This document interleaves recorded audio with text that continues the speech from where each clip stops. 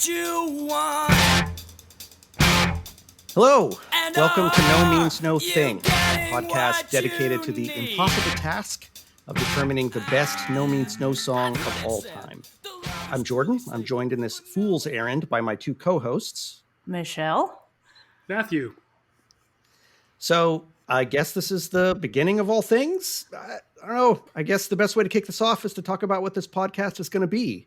We're three No Means No, I don't know, fanatics, super fans. I am a super fan for sure. Who are refugees from the now dead No Means Whatever, No Means No message board. Shout out to any of you listening. I guess I'll take the blame for wanting to even start this podcast. I mean, having a podcast is basically like having a MySpace page these days, but it does seem like almost every other band out there has someone making a podcast dedicated to them. So it seemed only right that No Means No get the same treatment, since they are objectively the best band of all time. So before we sort of go around and talk about why we love this band and how we got into them, let's quickly cover what the format's going to be. As I said up top, in the end, we're going to determine completely objectively the best No Means No song of all time. And this is, of course, an impossible and stupid task, but it's a good way to talk about all their material, from the Fear, Anger, Betrayal, Hatred EP, all the way through the tour EPs. So, each week we'll be discussing 4 songs in sets of 2 and working our way through all of them in playoff bracket form until finally, if we make it that far, we'll reach the second bracket and work our way forward from that until we crown the ultimate No Means No masterpiece. So, full disclosure, I'm borrowing this format from another music podcast I love called The Malkmus Conundrum, which is doing the same thing for the music of Stephen Malkmus and the Jicks. And I'm pretty sure that the Venn diagram of people who love No Means No and love Stephen Malkmus is probably exactly me-shaped. So I'm not too worried about stealing it. So now let's talk a little bit about how we're picking the songs we're including and how we're doing this, how we're making this random. Matthew, you put together a program for us, right? Okay, yeah, I just wrote a quick little script with my very, very old and sketchy programming skills. Basically, what it does is it pulls 2 random No Means No songs from a list of all of their songs. So we did have a little bit of discussion as to what should be included, as to different versions of the same song, kind of obscure things like "Oh Canada," and I think we all agree on "No Jello." I'm glad we all agree. I was hoping there wasn't going to be much controversy on that. I actually don't know. I mean, Michelle, you're good with that, with the no Jello? I'm fine with it. Whatever you guys want. I'll be, diplomatic about it. But what? No, I mean, yeah, maybe we just leave it hanging out there as this is our initial thing, but maybe someday it'll make a surprise appearance. There may be room for Jello, maybe. There may be room for Jello. And just for fans of that album, I mean, I certainly like it. It's No Means No, but I kind of evaluated it according to it. It's kind of its own thing. I've never really sort of compared it to the other albums. Exactly. I just know for myself, if I put any one of those songs up against almost any No Means No song, it's an automatic pass. So I just don't know how well it would do in head-to-heads. I don't know. It comes down to that. I can bypass the mix. I can bypass the mix, and I can bypass the vocals and just hone in on what's going on in the back. And it's mind-blowing. But I'm not going to argue there. The music is incredible. I find it more difficult to ignore because it seemed like, No Means No plays their No Means No amazing stuff, and then Jello just kind of used it as a format to rant over. Did I tell you guys about the karaoke machine that I found? No. Okay. Great tell. I live in Vancouver, and Vancouver has a lot of back alleys, and sometimes you just walk along them. You can basically take a different route to get to any one place. One day I found a Marantz karaoke amp, I guess it was, and if somebody just put it out in the alley, I guess they get taken away. So I'm like, okay, maybe I can take it home, see what it is, and maybe I can fix it. And my whole thing, like the whole reason I took it home, was to see if I could excise the Jello from that album and listen to the instrumental songs. Sadly, it wasn't up to my electrical engineering skills weren't up to the task, and I wasn't able to fix it. So I'm still waiting on that one. Well, hey, we're putting it out in the ether. Maybe someone out there at some point will take that challenge upon themselves. And again, no offense to Jello either, because I was a huge Dead Kennedys fan even before I found No Means No. Mm-hmm. I mean, they quickly got surpassed once I found No Means No. We'll talk about that later, but You just don't I want love gravy Jello. on your pancakes, you know? Yeah, exactly. That's exactly right. There's chocolate and peanut butter, and then there's gravy and pancakes. So that's a great metaphor.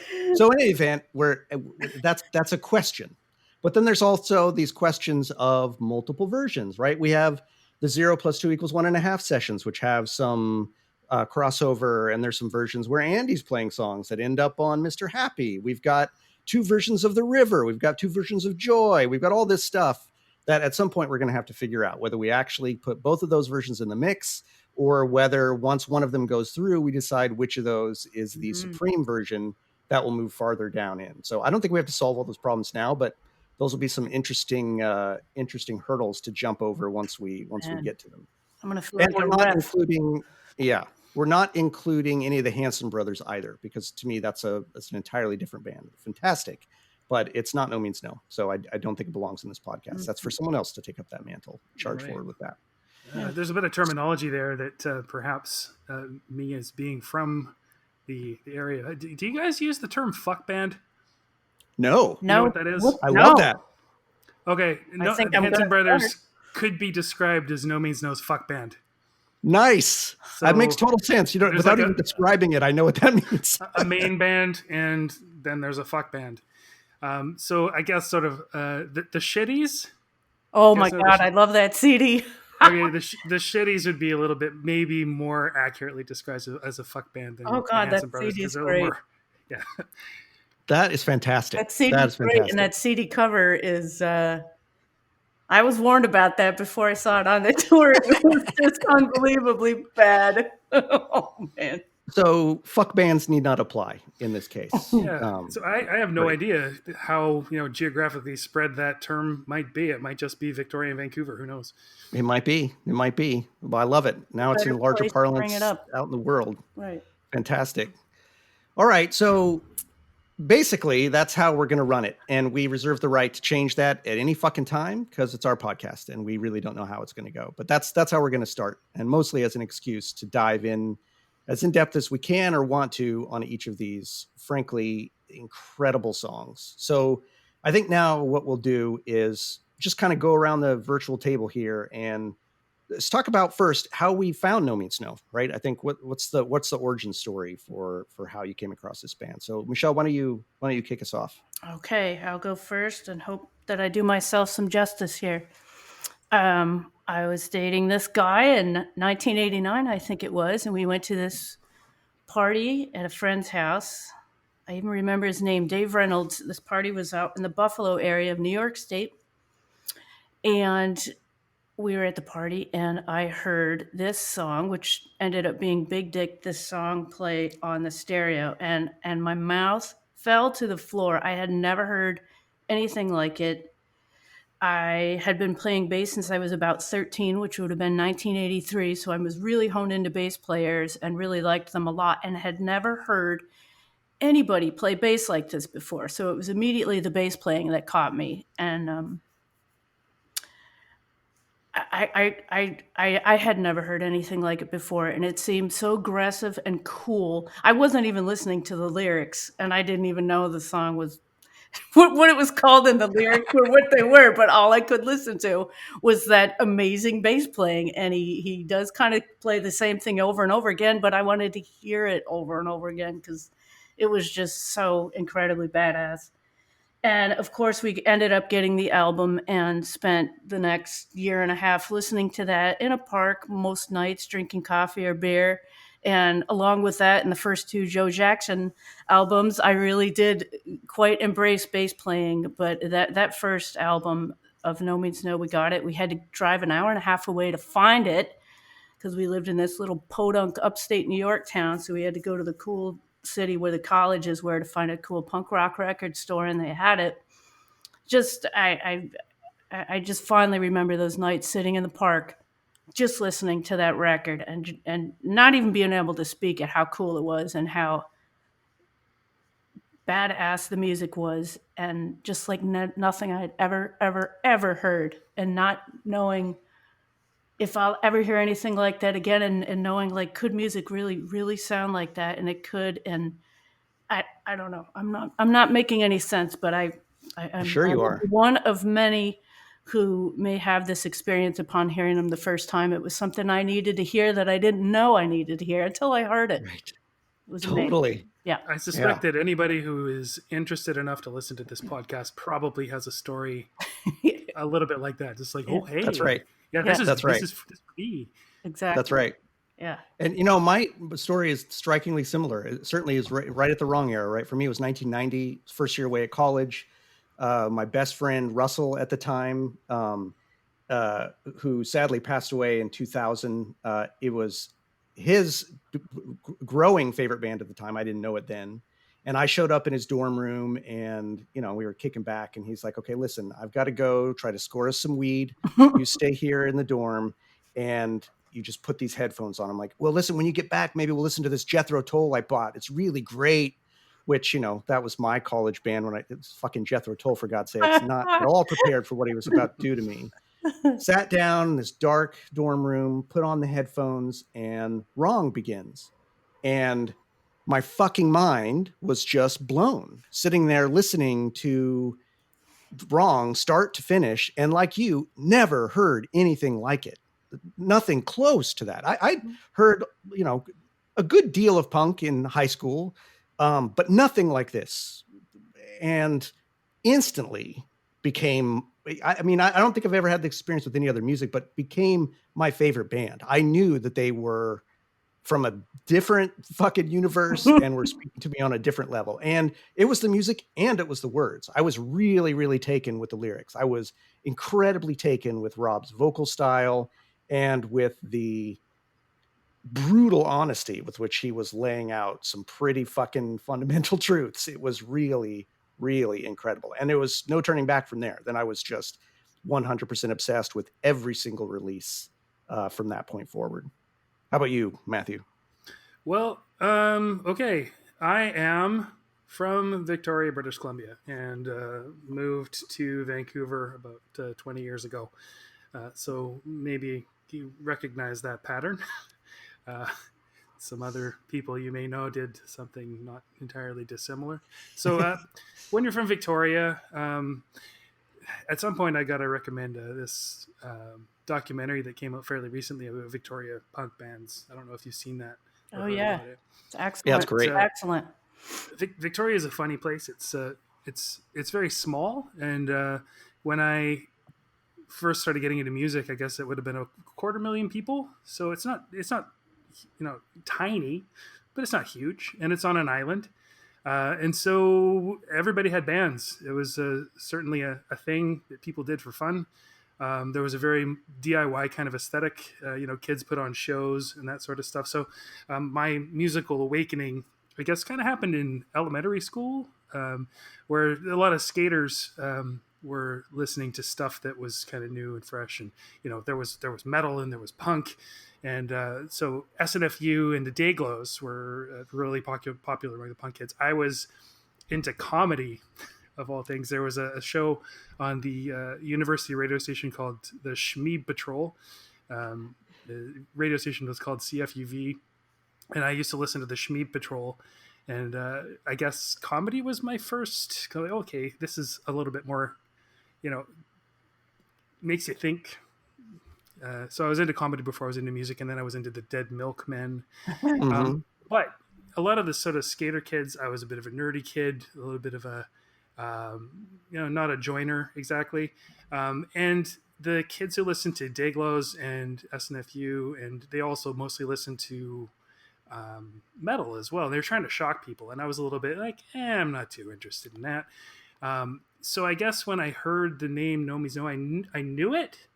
I knew them, but I was a little resistant until a friend of mine, or actually a friend of his, lent him some No Means No albums, and he lent them to me. And I don't actually remember. I'm fairly certain that I got the Small Parts and Wrong had just come out at the same time. So I don't remember what struck me at first, except it was just sort of like, oh, wow, I think it might have been Small Parts. And then I'm like, oh, yeah, this this is smarter. This isn't trying to shock you on purpose. This isn't a stupid Dayglows album or something like that. I think maybe this is for me after all. And so, yeah, No Means No just started kind of being a thing. And then ultimately I got a show on CFUV, the radio station, when I was 16 years old. And that just sort of expanded my entire everything in terms of local music, but also everything else. Fuck yeah. That's great. So, and while we've all sort of touched on it, one of the things I think it would be good to talk about too, and again, Matthew mentioned that people listening to this are probably already Die in the Wool fans. I doubt anyone's going to find this who's never heard of No Means No. So everyone's going to have their origin story and also their own feelings about why No Means No is so incredible. And so let's just talk about that a little bit, right, before we wrap up the episode. Michelle, why don't you tell us a little bit too? You already have a little bit, but what is it about this band that's so fucking important to you? Man, what a question. Jesus. Yeah. That's heavy shit. This is one of the most passionate subjects I could even talk about without trying to sound like Chris Farley. Their music is so intense, but there was always, and I was always hoping, because I figured if I ever met him and they were assholes, I'd be really, really, really let down, because I just have a feeling listening to their music, like, these guys aren't assholes. They're just coming out there and saying, this is what we got. Whether you want to hear it or not, we're going to blow your fucking mind and hang out with you afterwards and ask how your family's doing. That's just what the way the music sounded to me. And there, I am very music based, so I was just admiring the musicality of all three of them. I mean, after I got over my Rob fixation of listening to the bass, I started to listen to the guitar and listen to the drums, and I just could not believe the talent that these guys had. And they, seeing John use traditional grip on his drumsticks instead of match grip was like, what the hell? This guy's like, a jazz drummer. And then I realized, yeah, he actually is a jazz drummer, who is and any person in a jazz band is always my favorite as a jazz drummer. Like, they were just so talented and so in your face and succinct. And I ended up opening my ears and mind to a lot of other different music I would have normally never had access to. And again, this was before the internet and cell phones or everything. So I was kind of stuck over on the East Coast with like nowhere to find anything, to look up anything. I was just stuck there, just feeling like I knew this big secret.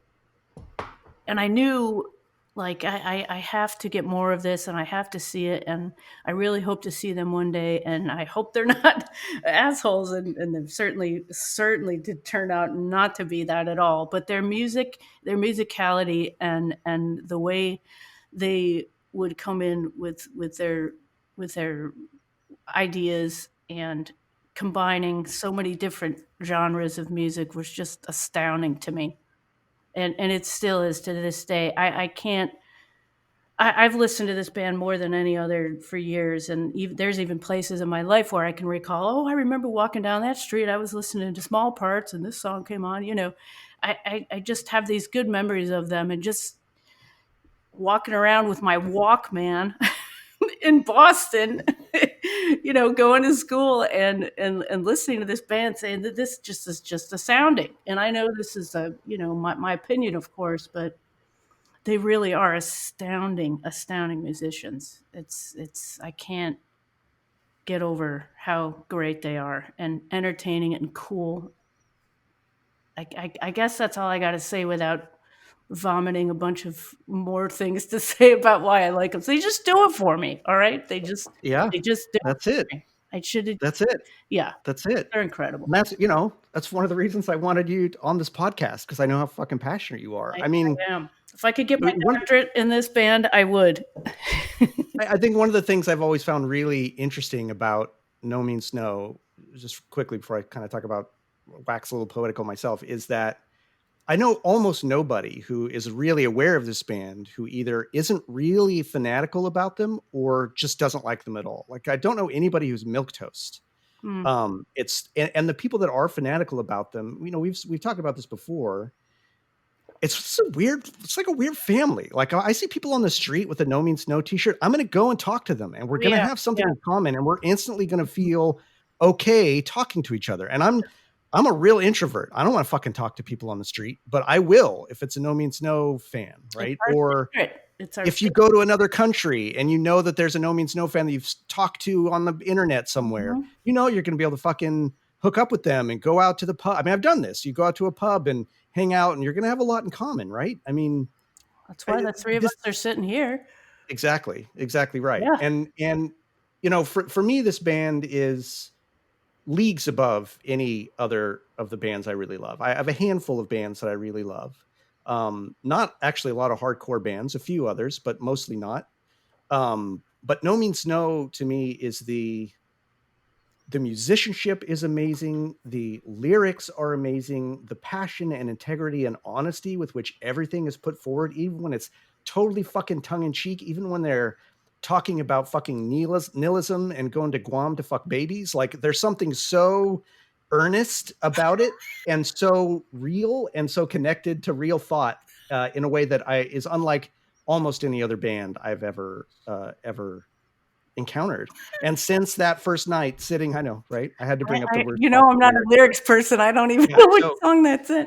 We'll come to it. We'll Oh, come I'm to it. sorry. We'll have a lot to say about that song. But ever since that first night, nothing has come close. And every time they put out a release, it's I won't say a religious experience, but I treat it as a holy event, I did treat it as a holy event to sit down, put that on by myself, and just fully dive into it. And I have certainly spent more time thinking about, talking about, and really attending to these songs than I have any other music in my lifetime.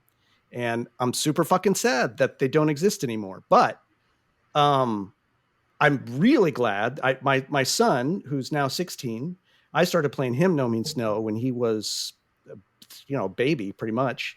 And when he was in preschool and they had to fill out those little forms where they're like, what's your favorite color? What's your favorite food? What's your favorite song? And he wrote Till I Die, because that was right when Ausfart came out. And that made me fucking proud. And ever since then, more and more every year, he really has grown to love them as much as I do. And just the other day, he came in to the room, for no reason, wandered in, looked at me and said, holy shit, No Means No is the best band of all time. And I was like, yeah, I could not be prouder of this moment that my son appreciates the beauty. Because to me, it really is, when I know someone loves this band, it's like I respect them more because they appreciate something that I find to be so beautiful and true that I love it when someone can connect with it. So the fact that I can connect with my son that way, and that means that maybe they'll live on a bit, right? And that there's a new generation that perhaps can pick them up and carry them forward, and they won't just vanish into being a band's band, but might have some legs. Just makes me feel fucking great. That's all I got to say on that. Awesome. So how about you, Matthew? Well, I guess because I'm from where No Means No is from, I guess my experience might be a little bit different because they weren't obscure. Right. At least within a certain community, everybody knew who they were. Not that anybody knows that they're maybe one of the most popular things ever to come out of Victoria, kind of worldwide. But when you're growing up, as I was saying, Victoria had a really DIY kind of feel, but it was also a little bit. There were little tribes, the metal guys and the punks, and I wasn't a scene kid. I was maybe just a little bit too nerdy and a little bit too young to be into it. But at the same time, there was only a certain number of venues, and everybody went to the same shows. So that was pretty cool. Like once I discovered them, and also in Victoria, there's in some ways not a lot else to do. So I think the level of playing sometimes was pretty high, and also the talent didn't tend to drain away to other places as quickly. So a band like Pigment Vehicle was an opening band. A lot of other places, those sorts of chops. Wow. But I knew No Means No. As a 15 or 16-year-old, we could only go to all ages shows, so I knew them as a band that played and to my knowledge, and there's probably going to be people from Victoria who correct me on this, but I don't remember them playing the bars, and there weren't sort of larger venues anyway in Victoria. So I kind of knew them as a band that played multi-purpose rooms and rec centers, and these huge shows totally sold out and everything like that. But still, they're the best band from my hometown. When you're from a small kind of relatively insignificant place like that, you don't assume that people are going to know them in other places. You hear stories, oh yeah, they toured Europe, they went to Poland, but it's all just kind of abstract. But as I said before, there were a lot of bands that didn't, they're trying to shock people. And I think No Means No for me, they're nerds, they're music nerds. They were injecting still a lot of humor into the serious stuff. Sometimes they weren't trying to shock anybody, but they were still like earnest. And so basically nerds who didn't give a fuck. Right. And that's right. kind of what they are. And it's funny. Earnest. Yeah, the word that you used is certainly something I appreciated about them.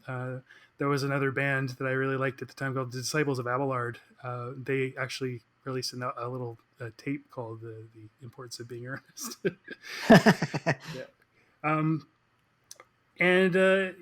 I didn't realize the huge following that No Means No had. They meant a lot to me. They meant a lot of people I knew, but don't make any assumptions about their mass appeal kind of thing. For me, as I said, Victoria it's a pretty isolated place. I'm not particularly religious or spiritual or anything like that, but I've always had the impression that Victoria has, it's at the edge of nothing. You look at it on a map, it sort of looks across at the Olympic Peninsula, and then just like the empty Pacific, there aren't even any islands out there. You sort of go all the way to the Kamchatka Peninsula. So I spent a lot of time as a kid riding my bike around with No Means No in the headphones. And so imagine, pitch black, sitting at the edge of a cliff, looking out at the water and just like listening to these incredible lyrics and incredible themes, and just sort of contemplating what might have inspired them. And I thought that maybe it was something about the place that inspired them, and I still do to some extent. But I kind of assumed that maybe you needed to be from the place to kind of really connect with them. And it wasn't until I started getting old enough to go to Vancouver record shopping and going to bigger shows where they played like the Commodore and bigger venues, that I realized that their appeal sort of was wider than I had expected. And then I was in Europe, I think in 1995, maybe. And I think I was traveling from Copenhagen to traveling south. I got off the train in Hamburg and I saw No Means No poster.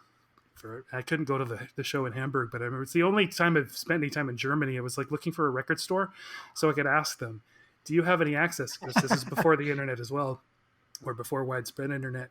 Do you know where the next show is? Or like, is there any way you could find out?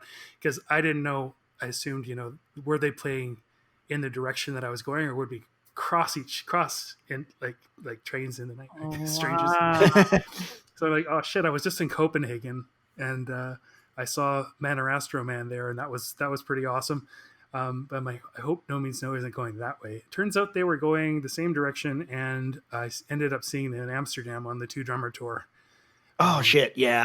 So that was pretty dope. Fairly certain Andy was there too. Nice. So that was pretty cool. But the No Means No forum, and then came a little bit later, I guess, early 2000s, and people from all over the place, and made friends I still have, and it's just a strange thing, and people don't even think twice about it. They found out that you may have had interactions with them on the forum and stuff like that, but I know I could probably go to Lisbon, I know I could go to Warsaw and have places to stay. And not just oh, you're in town, I guess we could go get a beer, but no, stay at my place and I'll show you around kind of shit. Like right. I could go to fucking Ljubljana, Slovenia. I could probably find somebody who would so it's kind of an interesting thing when the best band from your hometown turns out to be maybe one of the best bands anywhere. Right. Bit of a head fuck. But happy head fuck. No shit. Well, God, clearly we're going to have a lot to talk about. I feel like I've lived on a deserted island. I mean, I was stuck on the East Coast. There was none of that. Like, I'm just drooling listening to you talk, Matthew, because I had none of that and no way to find any of that.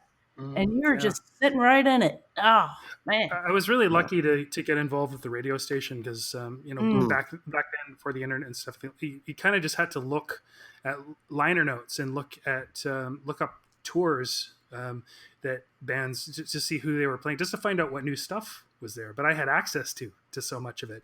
And two other things I have to really give props to, and I only found out, in my adulthood that they're kind of unusual, that, the local record stores, I know that I went into a record store called Funhouse Records and I purchased 0 + 2 = 1 from Kev Lee, who used to be Infamous Scientist. So it's a small scene. There's Lyle's Place and Funhouse, and they sold tons of local merch and local releases. And I don't think that's particularly common either, but it's a pretty supportive scene for the most part. And the other thing was Harpo's, which was the club, or the main club that people, like good bands, came to. Is a fantastic booking agent named Marcus Pollard, who brought in bands like, the Southern California pop punk stuff. So Descendants and stuff that influenced by the Descendants would come up, and bands love to play in Victoria because it's nice there. And it's between Seattle and Vancouver, kind of. And so I think bands would kind of consider it a bit of a, kind of a stopover. I remember talking to one of the members of Green Day. Why did you guys come back here 3 times in the same summer? And he said, because it's really easy to get laid here. Oh God. All Jesus. Yep. Green Day. Well, but Harpo's was fantastic. I got to see so many bands, but I don't actually remember No Means No ever playing there. Myself and my co-host on the radio, we used to sit down on Wharf Street at the bottom of these long set of stairs, and the stage was right there was a second story club, and the sound would come down the stairs, and we'd camp out there with sleeping bags because we weren't allowed in the club. And by the time we started getting a little bit older, because this is 15, 16-year-olds, drinking age in British Columbia is 19, so we had to wait a little bit. But a couple times Marcus smuggled us in. He let us sit up in, it was adjacent to the band room. It was sort of like a little admin room, and it had a big window that looked over the stage, but we weren't technically in the club. Nice. Ooh. Props to Marcus. That's right. That's fucking great. Wow. That's fucking great. Very jealous. All that to say that Victoria had a really rich access to all kinds of music. And I'm realize now I'm totally spoiled, and my perspective is totally skewed. Yes, you are. Extremely. And clearly it was a good crash for raising this fucking band, No Means No. I mean, yeah. It's fucking crazy. So I think we'll wrap it up. We're at a good half an hour. That's a good amount to subject people to our ramblings. Next time, we're actually going to dive into the music. We'll discuss 4 songs, push 2 of them through, and hopefully, well, I don't know, maybe I do want us to fight about it. We'll see whether that's more interesting or not. But I'm a little bit nervous. I've been doing some sample runs of refreshing that HTML file to see the pair ups. Some of them seem pretty easy, and some of them I'm like, no, I can't fucking put those 2 songs against each other. So when I was describing, I'll just quickly say it's a list of all their songs, and it's completely random functions. So it could be 30 years. The songs could be separated by 30 years. They could be on the same album. Exactly. So exactly. Really interesting. and there will be, I want everyone to be really clear, all the audience and us, there will be no do-overs. Whichever one of us is responsible that week for running the HTML file to get those pair ups, you cannot redo. We have to take the ones that come out. That's it. From this point forward. There's going to be examples where I'm going to want to fight myself. Yeah. I know. Me too. Exactly. So we'll just have to see how it goes. So anyway, everyone out there, anybody who's possibly out there listening to this by now, thanks for listening. And we'll see you next time when we actually get to dive into some music. And just remember, always wear a safety pin at the bottom of your t-shirt, because not only is it cool and punk rock, but it's very, very cool.